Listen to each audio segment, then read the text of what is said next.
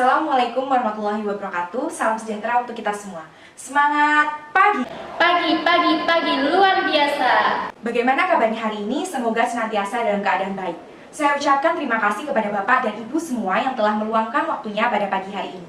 Pada kesempatan kali ini, izinkan saya, Salsabila, selaku ahli K3, untuk menyampaikan Safety Talk dengan judul Hemat Energi Listrik, Selamatkan Masa Depan. Mengapa saya membawakan topik ini, Bapak dan Ibu? Karena seperti yang kita ketahui bersama, bahwasannya pekerjaan kita atau kantor kita ini memerlukan dan menggunakan energi listrik setiap hari untuk operasionalnya. Oleh karena itu, saya berharap setelah diadakannya Safety Talk ini, kita semua dapat dengan bijak memanfaatkan listrik demi masa depan yang lebih baik. Nah, ada 3 poin penting yang akan saya sampaikan terkait dengan hemat energi listrik di kantor. Poin yang pertama, yakni pentingnya menghemat energi listrik. Poin yang kedua, yakni terkait dengan ketahui pemborosan dan penggunaan listrik di kantor. Dan poin yang ketiga, yakni upaya-upaya yang dapat kita lakukan untuk menghemat energi listrik. Langsung saja kita masuk ke poin yang pertama, yakni pentingnya menghemat energi listrik. Jadi, mengapa kita menghemat energi listrik? Apa pentingnya untuk kita? Dan keuntungan apa yang kita dapatkan dengan menghemat energi listrik? Pasti pertanyaan-pertanyaan tersebut ada dalam benak Bapak Ibu semuanya.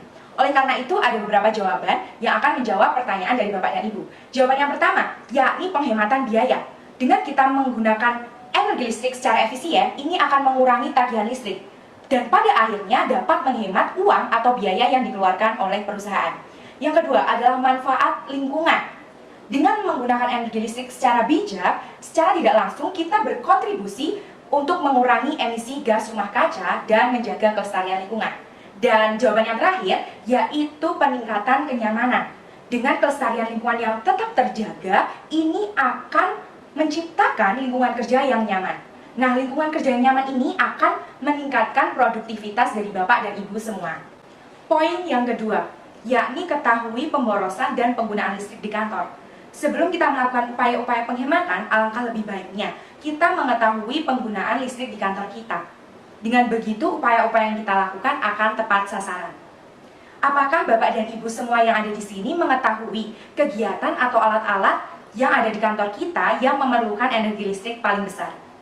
Saya tahu Mbak, penggunaan listrik di kantor kita ini kan banyak sekali. Contohnya lift, mesin fotokopi, komputer, lampu, dispenser, dan masih banyak lagi. Benar kan Mbak? Betul sekali Ibu, alat-alat tersebut merupakan alat-alat yang menggunakan energi listrik paling besar di kantor kita. Bisa Bapak dan Ibu semua bayangkan berapa kali lift naik turun dari lantai ke lantai selama jam kerja. Dan berapa banyak komputer yang ada di kantor kita, dan juga berapa banyak lampu di setiap ruangan yang dinyalakan setiap harinya. Pasti sudah terbayang berapa besar listrik yang diperlukan di kantor kita.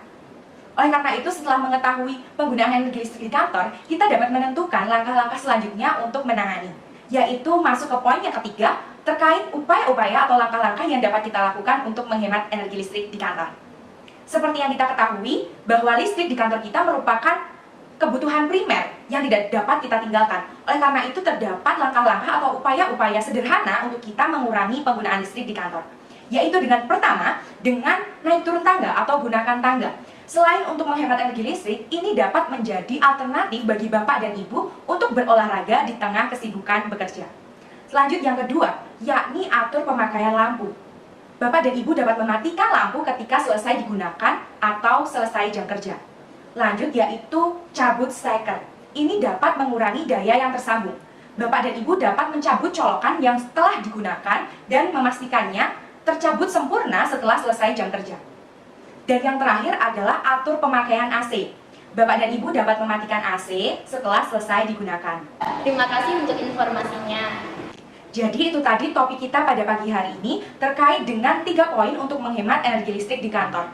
Satu tambahan dari saya, yaitu saya mengajak diri saya sendiri dan Bapak Ibu semua untuk mari kita bersama bijak memanfaatkan listrik dan mewujudkan perusahaan yang hemat energi demi selamatkan masa depan.